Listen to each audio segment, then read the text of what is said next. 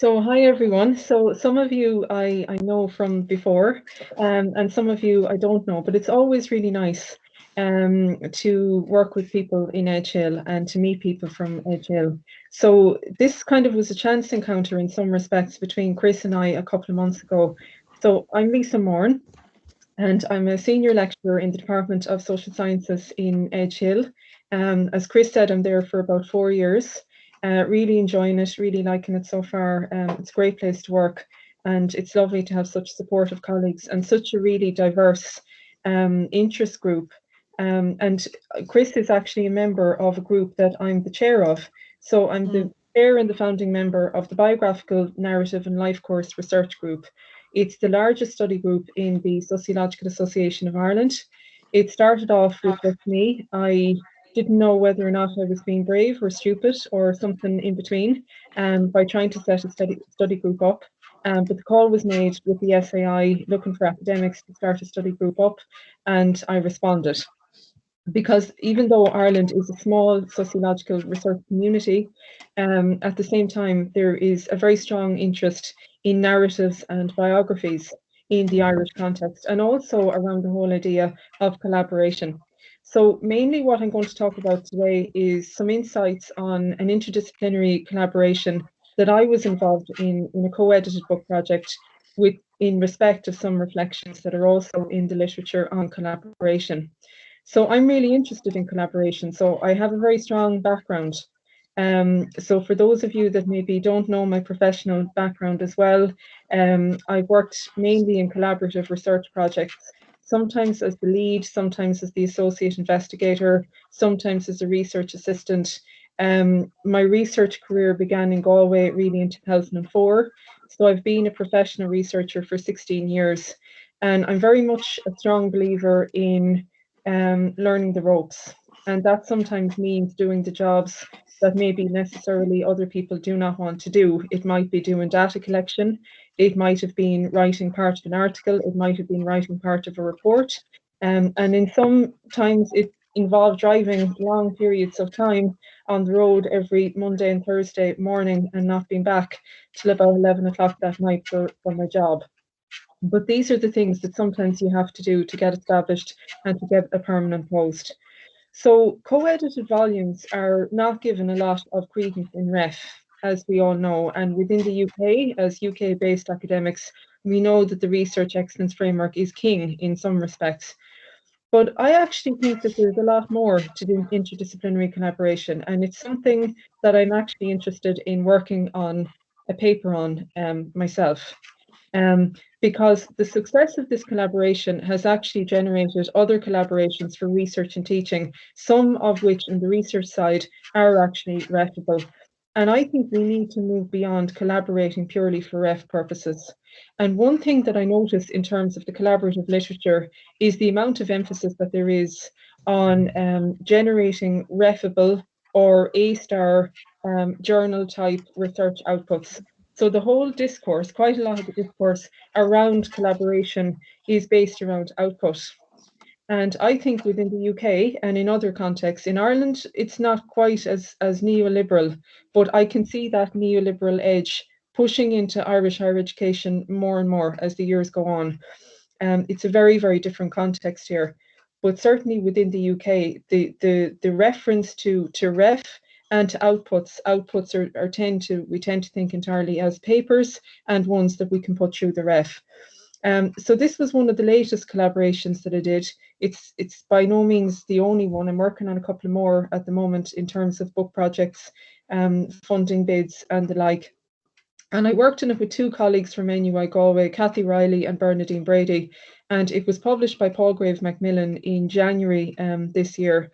So I suppose in terms of the session then, I'll talk a bit on our own, I suppose our individual positionalities as researchers and the kind of chance encounters, if you want, that sort of spanned this collaboration.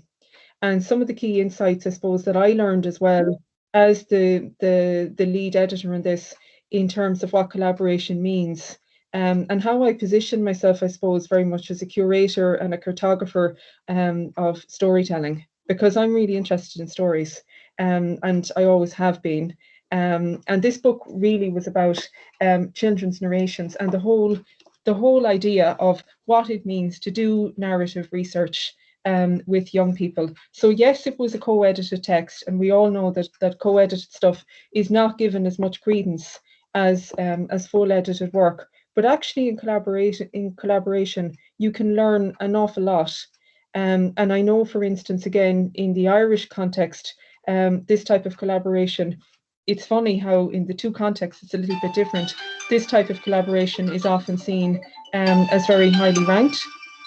And whereas, for instance, in the British context, because we tend to think about things through a ref context, perhaps not.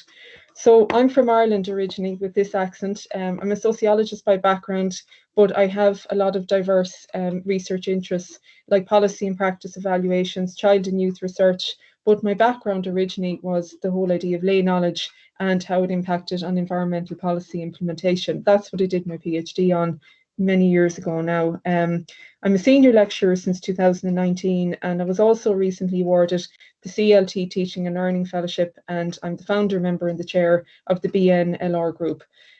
Kathy is a lecturer in human geography. Her main interests were children's geographies and education. She's on maternity leave actually at the moment, which is really nice. And Bernadine was lecturer and senior researcher at the UNESCO Child and Family Research Centre, very interested in youth development and youth mentoring. And even though our backgrounds were in many ways diverse, each one of us had worked in very substantial collaborations in the past, whether it be on large-scale funding bids. For instance, Bernadine and I worked on 2 funding bids, a Horizon 2020 bid and also a bid for the Wellcome Trust. Kathy and I actually know each other since the year 2000. We started university the same day, and we ended up doing our PhDs around the same time. So even though we brought very different and diverse, I suppose, interests to the floor, we were still interested in doing something potentially together.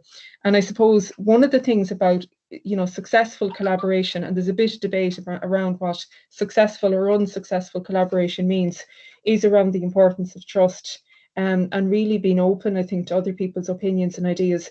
And that can actually be very, very challenging. And this type of work can challenge the best and the strongest types of relationships that there are. So there was an initial conversation that took place at a conference, and it was literally a chance encounter. Even though the 3 of us were based in NUI Galway at the time, and I knew the both of them, I hadn't actually seen Kathy in a longish period of time. We were working on opposite sides of the campus. Bernadine and I worked in the same building, so we worked together every day, but neither of us had any inkling in terms of writing a book together or doing anything like this. There is an International Irish Narrative Inquiry Conference, which happens in Ireland once every 2 years. It's happening this year, I think in May, and it's convened by a colleague of mine, Dr. Grace O'Grady at Maynooth University this year. But it was literally, I sat down beside Kathy, we had a conversation about a presentation, and in the lobby, Bernadine came along and I said, you know what, I'd love to do something, a co-edited book around narrative and around young people. And at that conference, I was presenting 2 papers. One was around young people and one was around cattle.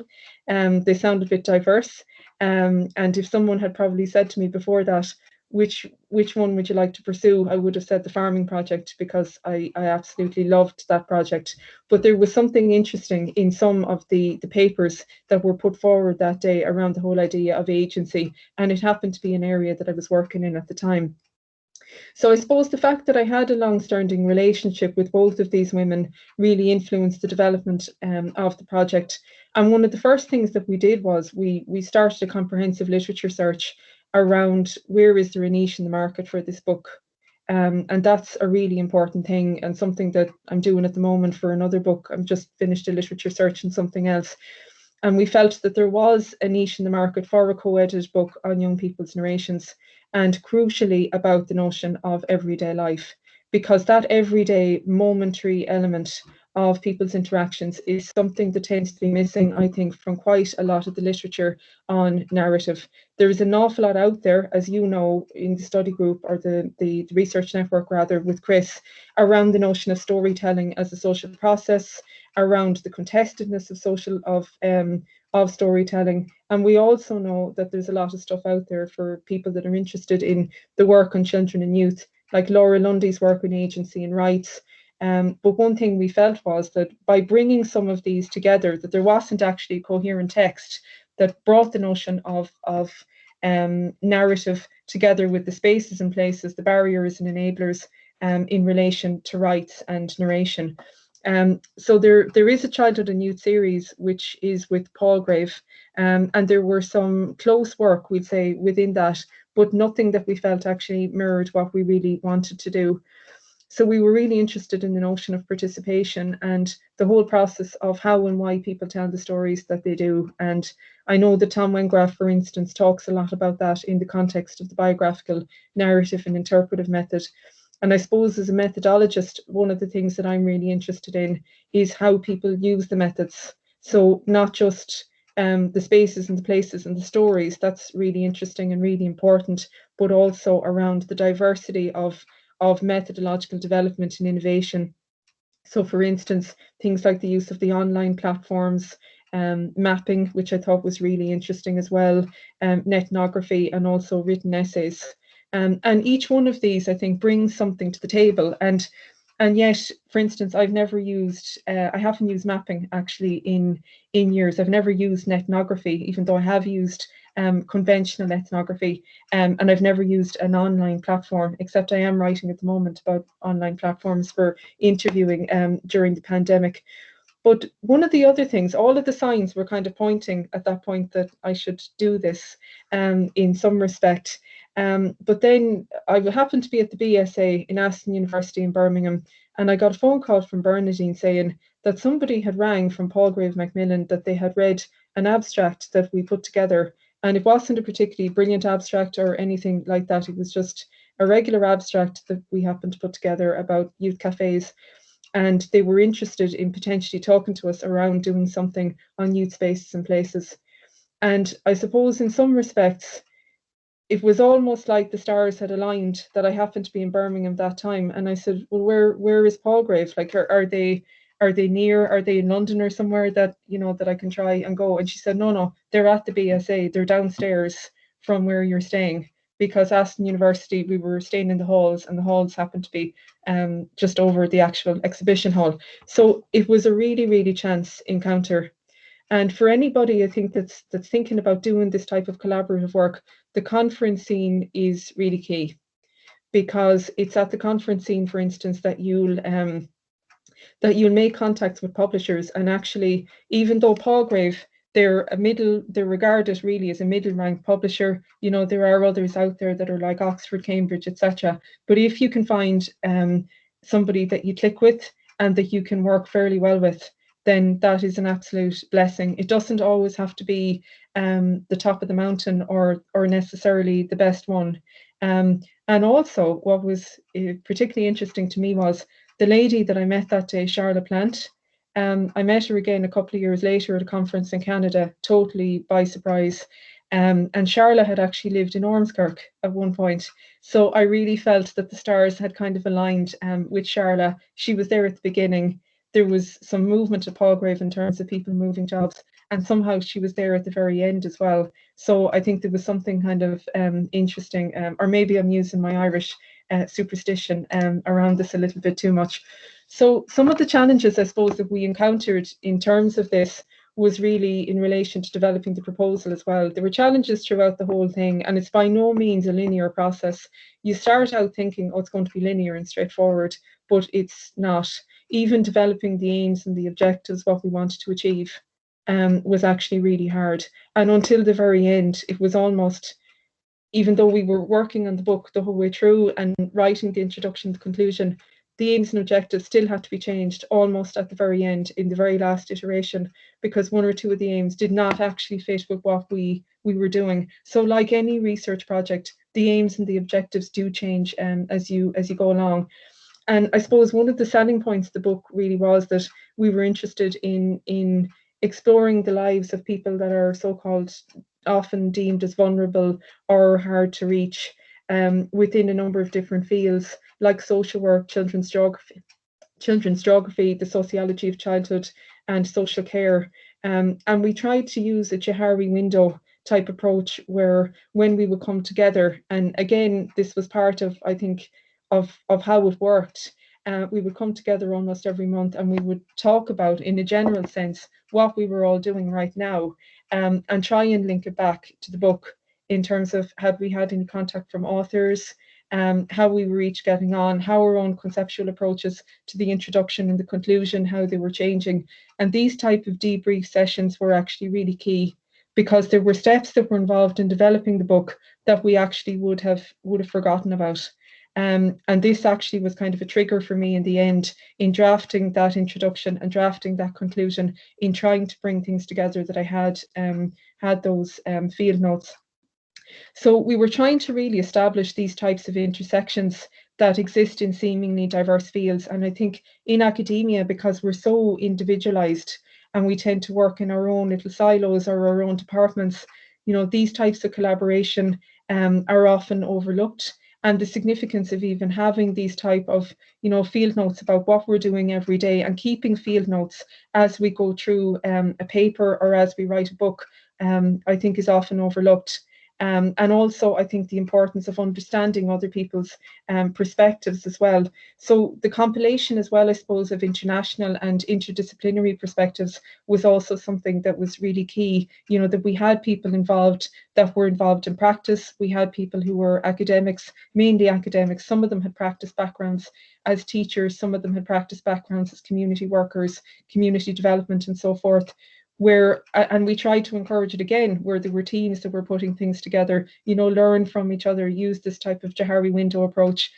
So with the whole Johari window idea, we really came at it in thinking about what is possible to know.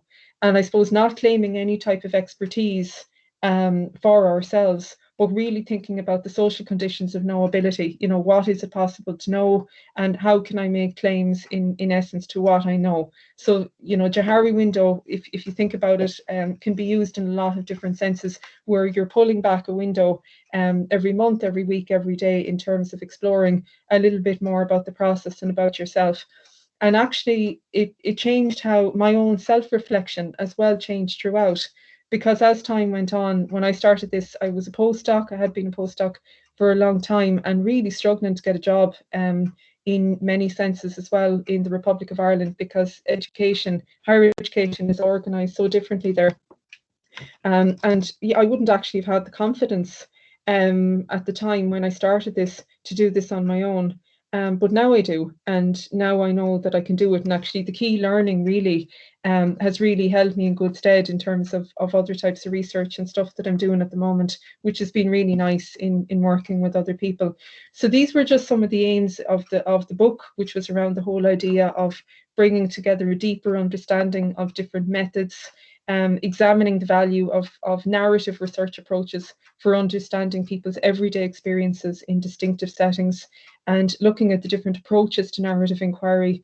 And again, I assumed at the beginning this would all be quite straightforward, but actually it becomes very mucky and very messy, because you're obviously dealing with a lot of people, you're dealing with a lot of different work, you're dealing with a lot of chapters, you're trying to delineate it into sections, and you're actually trying to do this kind of half heavy conceptual work. What does all of this actually mean? Who am I as a narrative inquirer? Who am I as a narrative researcher? And what does this research sense of being actually mean for me?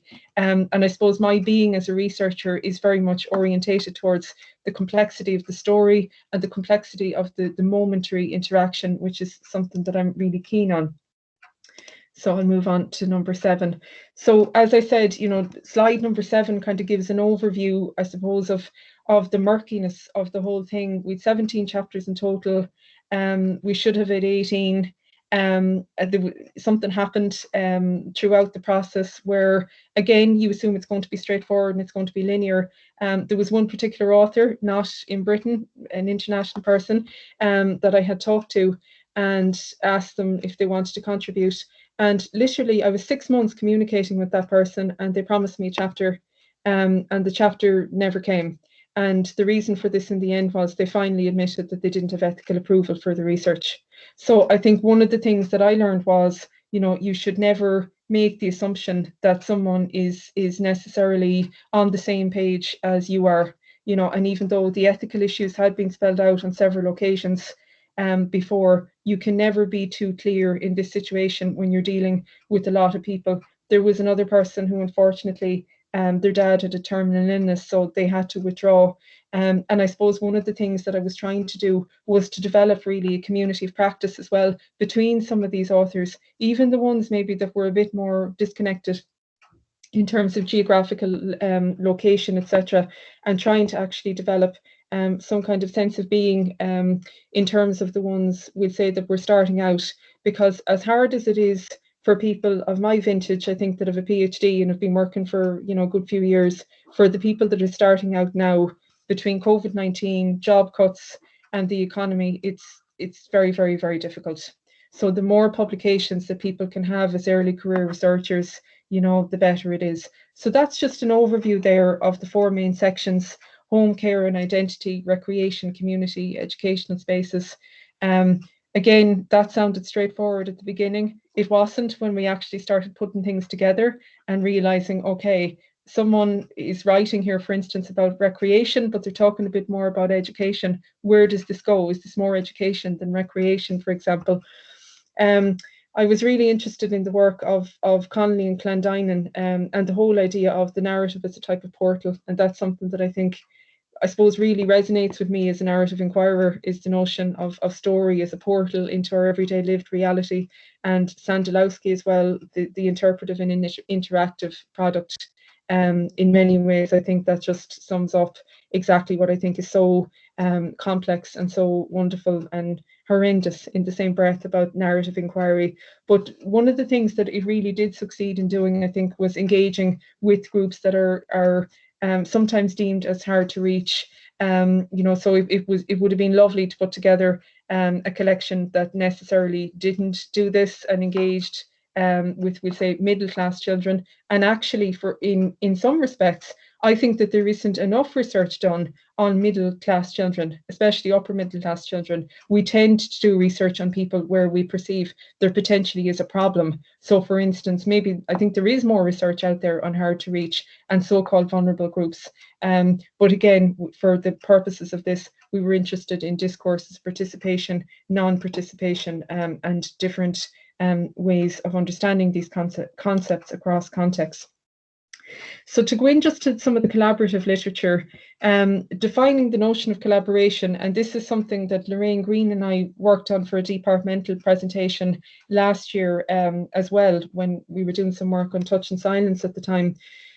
So Amabile, for instance, 2001, talks about collaboration as individuals who differ in notable ways, sharing information and working towards a particular purpose. And there's actually a very well-developed literature out there on collaboration.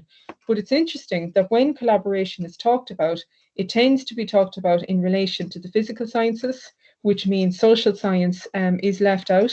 And it tends to talk, for instance, very much around collaboration in terms of outputs. So it can be quite a quantitative, scientifically driven, almost positivistic literature. And again, the Jasawala et al. Talks about it as the coming together of diverse interests in people to achieve a common purpose via interactions, information sharing, and the coordination of activities. And in many ways, my approach to collaboration is very similar to my approach to leadership, because leadership is not always, in my view, and I'm a real advocate of this, it's not always about leading projects and being seen as the leader or anything like that. Leadership is often about letting other people shine and take the credit for things that they're good at and things they do well at. And why shouldn't we do that? Why should we not operate in a very much a collaborative environment? And I remember early in the process introducing some of these notions of collaboration and this type of collaborative research practice to Bernadine and Kathy, and saying, look, we need to take some of these definitions of collaboration fairly seriously, because if we think about this in relation to sharing information and working towards a particular purpose, what purpose are we working towards? Is it about advancing our careers? Is it about creating something that's, you know, really interesting, which is the reason that I happen to be there? Or is it about, for instance, knowledge sharing, information sharing, interactions? What is it that it's all about? And actually, that's really important to say that, I think, from the very beginning, in every type of collaboration. And every type of relationship is different. You know, maybe if I didn't know these two women in some respects, maybe I would have been held back in saying that. And actually, the personal side of communication is so pivotal in all of this, that you are able to advocate your point, and to advocate that point as clearly as you can, because this type of work, again, it will test relationships, you know, and there have been situations, I'm sure, in this particular collaboration where relationships have been tested, and that's very normal. That happens, I think, even the best of collaborators, and the most team orientated of people, that happens, you know. And we know right now we're in a very difficult environment with COVID-19, etc. So what I discovered about collaboration really is that it's been a keynote in terms of the literature since the 1970s. Strong emphasis, again, more on the scientific, but actually I think sociology has something more to say about collaboration. And this is some of the ideas that I'm trying to develop at the moment. What has sociology got to say about collaboration? Because we do a lot on the notion of partnership, we do a lot on the notion of knowledge sharing, of conceptualizing what knowledge is. But actually on collaboration, we don't talk about collaboration a lot. We talk about it often as joint working or working together on a paper. As sociologists, we don't often use the word collaboration. It tends to be used sometimes in articles or in papers with very little tends of, you know, description. As a concept, collaboration itself is opaque and ill-defined. And I remember, again, at the beginning, trying to talk, you know, to Kathy and Bernadine about what collaboration means, and trying to instill that even via email. Now, email, I think, is one of the most forgettable forms of communication that has ever probably been invented. But in many ways, particularly in the context that we're in now, and something that I'm finding is working, is that sometimes just even sending an email to an author and ask how they are can actually have a very powerful effect right now in the context of a book that I'm developing on something else. Collaboration, just to go back to this, it often tends to be conceptualized, you know, as co-authorship and as an indicator of productivity. And we can see this from the 1990s and even more recently, as the number of citations, outputs, cross-disciplinary funding bids. We assume collaboration is actually very, very big, but it doesn't have to be. It can be very much at a micro level. And actually micro level collaborations, you know, you can actually learn an awful lot from them. But again, the literature seems to be based very much around developing that neoliberal agenda. The literature also talks about basic disciplines. Now, I assume that when it's a scientist talking, they're talking about sociology as a kind of a basic discipline, and things affecting collaboration, like the years of work experience, working in the government or private sector, and also gender, and, you know, has having significant effects, and the similarities in organizations as well. And again, some of this I can see, you know, from the collaborations down through the years, that the quality of participation and the quality of collaboration is often not discussed in the literature at all. It tends to be about trying to pull out the indicators of what successful collaboration is going to be. And again, it relates to the whole idea of the units of analysis. But in investing in this notion of collaboration, are we in danger, you know, of losing the educare element of education, which obviously is to teach and to care? And I'm a great advocate of the work of Kathleen Lynch in University College Dublin, who talks about the notion of care in higher education and the whole idea of the doxa of care, and where this fits within the sort of neoliberal agenda. Because care is not, when care is talked about in Kathleen Lynch's work, she talks about care in relation to care for students. But what about caring for each other and caring for the self? You know, self-care is really key, I think, right now more than ever, because when we do research, we hear difficult stories. Yes, we are the curators of knowledge, and we are the knowledge brokers in many respects, but we're also the keepers, and we're the analyzers, and we are the writers. And every one of these positionalities is distinctive in itself.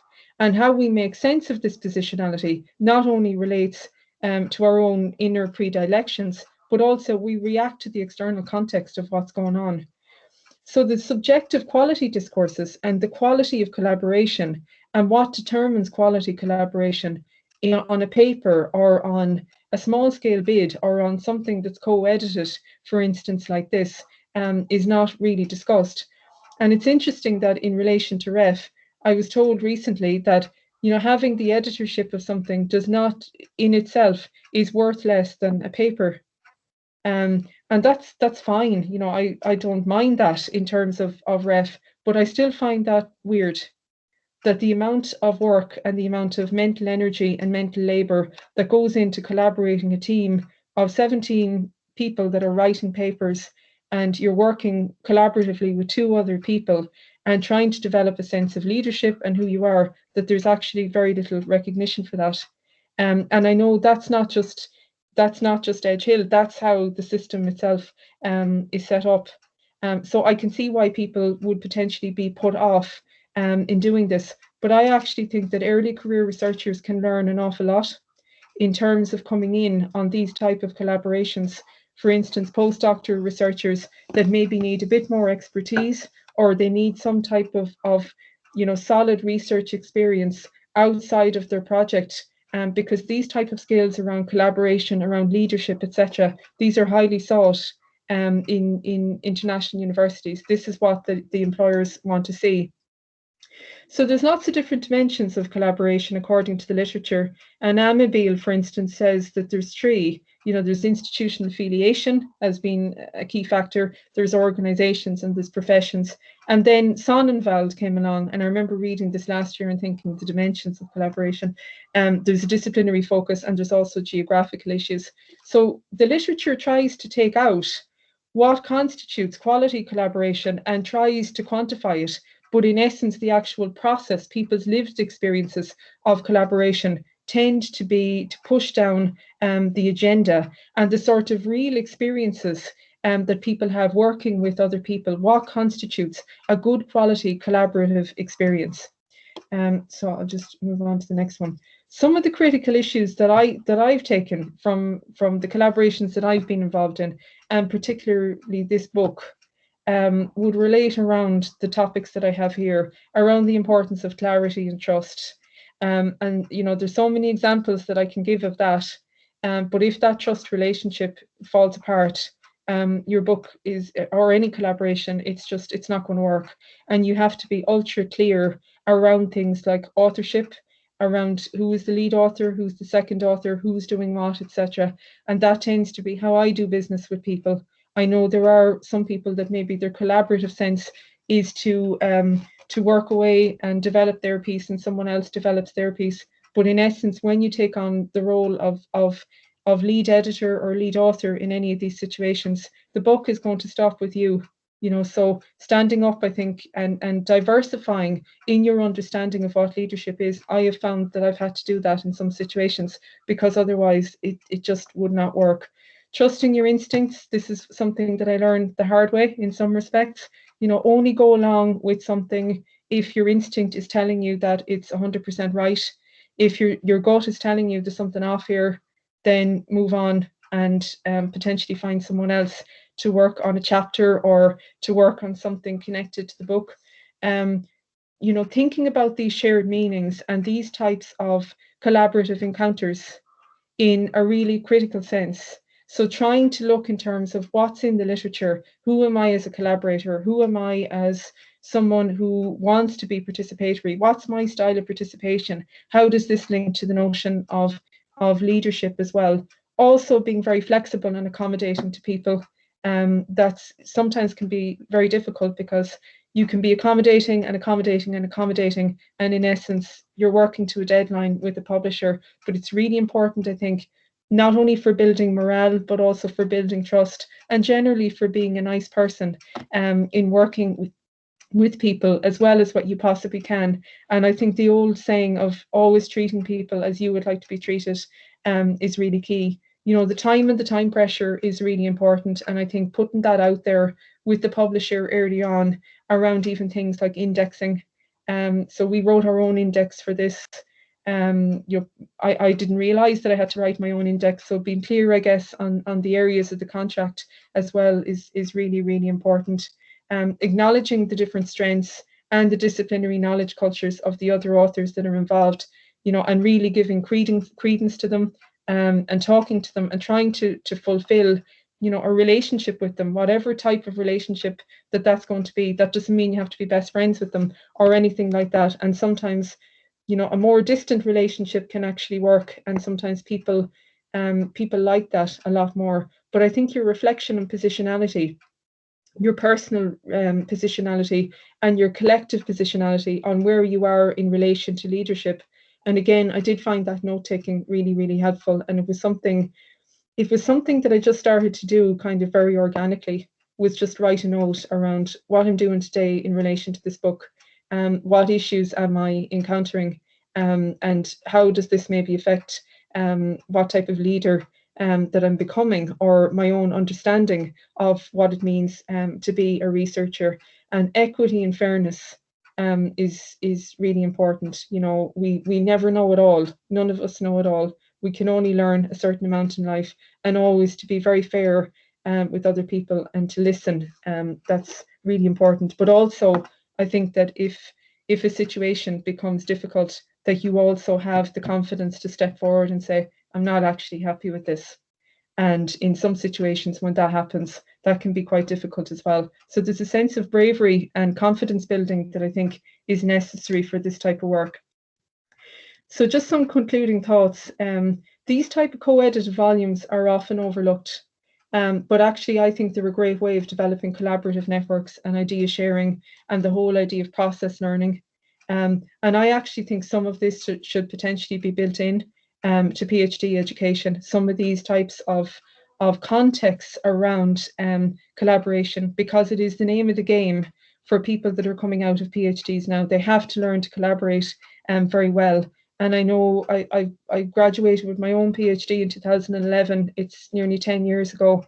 And actually some of the things that I didn't know starting off, if I was involved or if I had a grounding in collaboration, the concept of leadership, the intersections between them, and also the whole importance of process learning, I think I would have probably hit the ground running a lot faster. This type of work has been really good to me. And collaborative work. Again, collaboration is about working fairly with people. There's a lot of emphasis in individualism in academia and around publishing sole authored work. A lot of the work that I do is not sole authored, although I am doing more sole authored work at the moment than what I was. And part of that, you know, has just been by chance and working with people that I enjoy working with. But this type of collaboration, it led again to a joint funding bid in 2020, which was unsuccessful. But at least I was there with the University of Birmingham and NUI Galway. It informed how I set up the BNLR work. It's led to new joint working with a number of institutions, joint authored books with Professor Maggie O'Neill in Cork and Ludmilla Nurse from Oxford, among other projects as well. And it's also led into new types of publications and new areas of interest for me around the digital environment and the ethical difficulties that researchers face right now in terms of doing biographical or narrative research in online environments when we're more geographically and socially distant from our participants than what we ever were before. So the PhD process, and I think building this in probably at an earlier stage, would actually have been really beneficial for me. And talking to some other people that are involved in the BNLR that are sort of my vintage and that are out of their PhDs as long as I am, or not quite as long, anecdotal evidence would tell me that collaboration is really key, because learning to be a good collaborator, it's not just about showing up and, you know, writing the aims and objectives. Doing this type of work is a real labor of love. And I do actually think that there should be more recognition for it at institutional level, but not only at institutional level, but in terms of the ref. I don't know how it can be done, or how ref and TEF can potentially be altered, or in terms of indicators, etc. But I do think that at a career level, the learning that you get from collaboration, you don't always get it by yourself, because it is a real skill to learn to work with people. So that's my email address. that's the email address of the BNLR study group. If anybody would like to make contact. As Chris knows, we have some really interesting talks coming up in the next while. So Elham Amini, who's an academic and just a really nice person at the University of Durham, and really competent and really good. And I think she's recently graduated with her PhD. So Elham is going to be talking to us in April about Iranian older women's experiences of sex and sexuality. In May, we have two wonderful academics from Lisbon, again, really nice people. That's the main thing. Magda, Nico, and my very good friend, Anna Kitano, are going to be speaking. And then later in the year, we have two ladies from Boston and from Montana, Sarah Hayden and Lynn O'Brien Hallstein, who are going to be talking about mothering and the academy from a biographical perspective during the pandemic. And we also have Professor Tina Miller from Oxford Brookes University, who's just published a lot of work on biographies and fatherhood.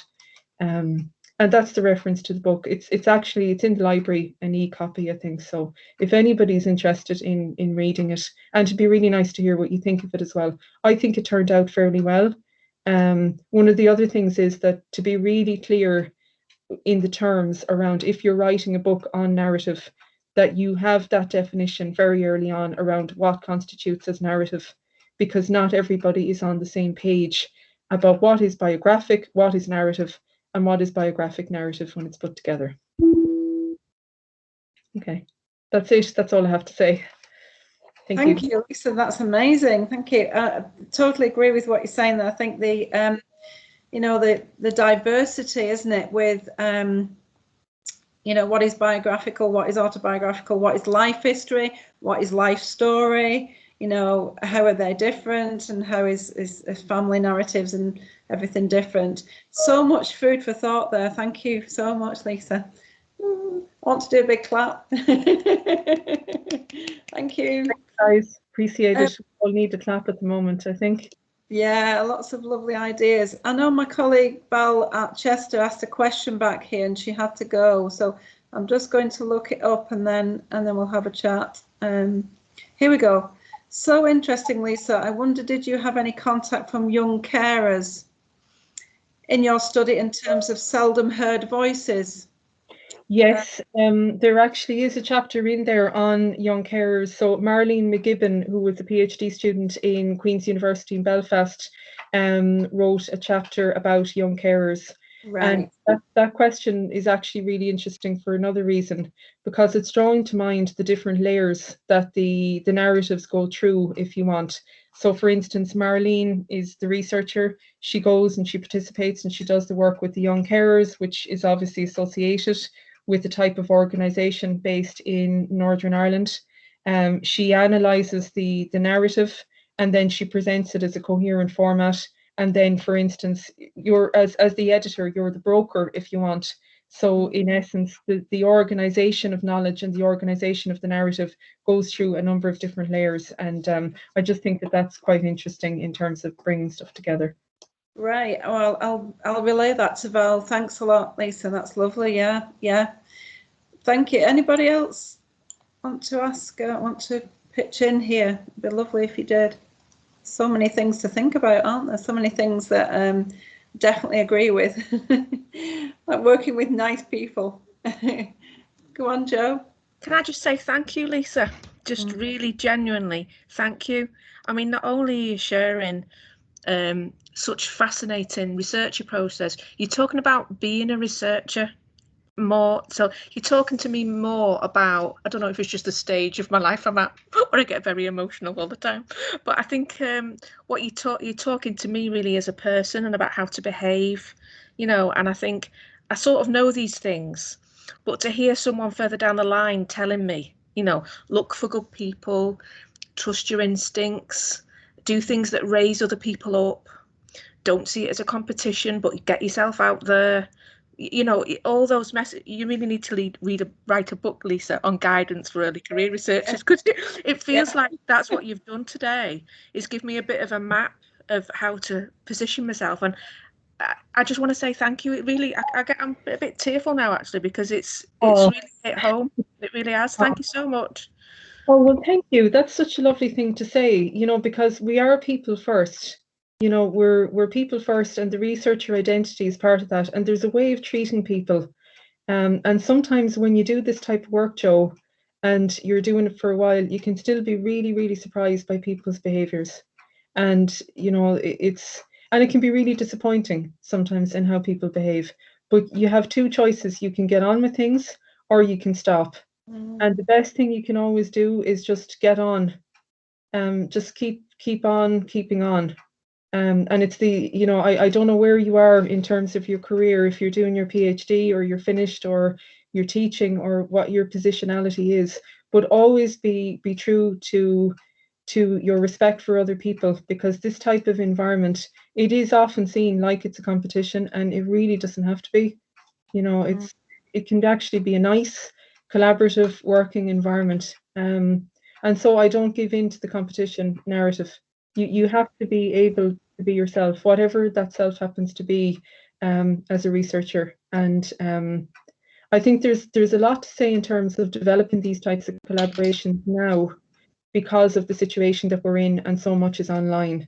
You know, and for instance, what do you do if you have a participant or you're talking to an author that maybe is upset about something, or, you know, even more fraught if it's a young person and you're online, you know, but you're more geographically distinct than what you've ever been. So you can't stop, you can stop the interview, but you can't ask them, do you want a drink of water, or, you know, do you want me to help, or anything like that. So the personhood side of it is pushed out of the literature, and I think the personhood side, it's the most interesting, and it's the part that people engage with. And I think there needs to be more, and that's why these type of study group environments and research networks, that's why they work, because people want to talk about experiences now I think more than ever. So but thank you, Joe. That's no, I mean it. Did you say you were living with your mum at the moment? No, I live with my dad, but I'm in my mother's house today because my internet has been really patchy at times. And so I drove 42 kilometers this morning to get here, just to make sure I got here. And as you'll know, the BNLR group, one or two of those meetings have been held outside a cemetery. Yes, that I could get coverage. And we, you know, that BNLR group, that's you know, that's open to members, and we do have nice, we've really nice people involved, and we have nice things to come up every so often. So you're more than welcome if you want to send an email about it. Anyone, you know, you're more than welcome.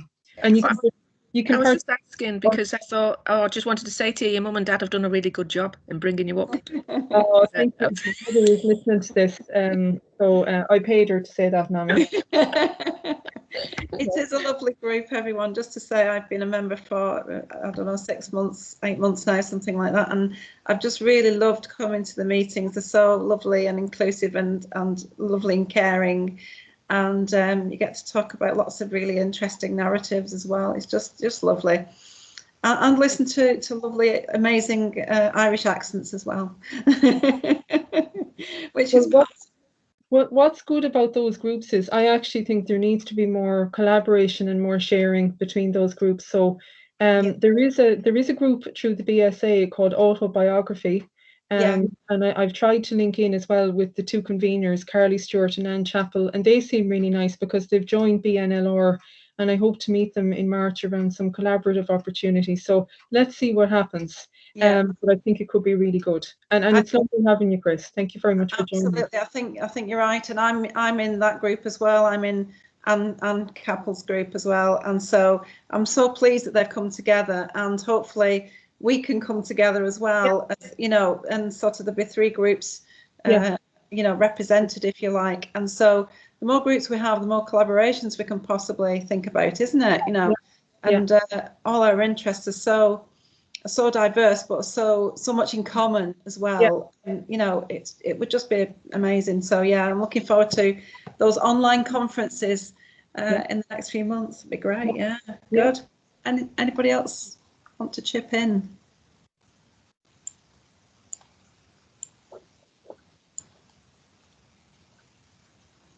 I think the only question I would like to know is what advice, other than what you've given, can you take on board, or can you give with others to actually make this a way of working with students and with others in networks, so that you can really embed it as an ethos?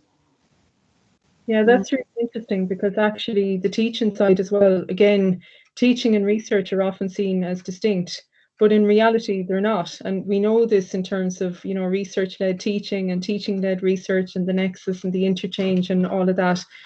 I think one thing that's really that I find valuable, Julie, is to create a space for myself. And I've taken up walking massively in the last couple of weeks. I take an hour every day where I go for a walk, and the phone is switched off, or if it's on, it's music, and there's no phone calls that are listened to or made within that hour. And it's a chance for me to clear my head. It's a chance for me to think in terms of what I'm doing and actually stepping back. And we can step forward, but we actually need to step back every so often and create these spaces for ourselves, because I think self-reflection is key. There's a developmental process around leadership, collaboration, around partnership that we don't always give credence to. We do the work and we do the output, and that's great and that's fantastic, but creating a space for yourself, and I think creating a space for talking to colleagues. And, you know, that sounds just really basic, but in essence, any of the literature that you read around reflection, self-reflection for professional development, etc., that's what it comes back to, is about creating a space for talking to colleagues around yourself, around your own self-development. And actually, I think keeping that diary is really important. I know it can seem like a really time-consuming thing to do, but in every single project that I ever do, I always keep notes.